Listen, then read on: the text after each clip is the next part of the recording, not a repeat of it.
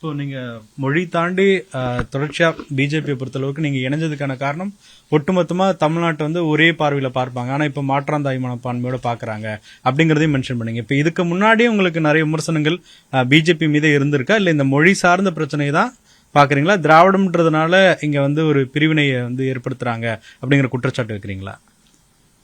நிறைய இடங்கள்லங்க பாஜகவோட ஸ்டாண்ட்ல நானும் நிறைய பயணிச்சிருக்கேன். பட் ஆனா என்னால வந்துட்டு ஒரு சில விஷயங்கள்ல வெளியே வந்து நம்ம எல்லா விஷயத்துக்கும் நான் வாய்ஸ் அவுட் பண்ணியிருக்க மாட்டேன்.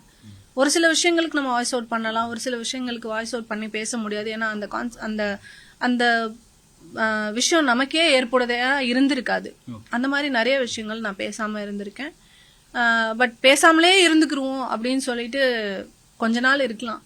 இருக்க இடம் தெரியாம இருந்துக்கிறதுக்கு இருக்காமலே இருக்கலாம் இல்லையா? அந்த ஒரு மனப்பக்குவம் தான் எனக்கு.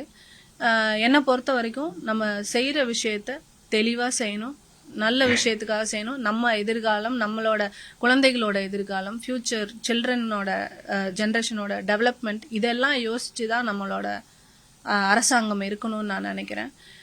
பட் இது வந்து மத்திய அரசாங்கம் இதை கொண்டு வர்றது நல்ல விஷயம் அப்படின்னு நிறைய பேசுறாங்க.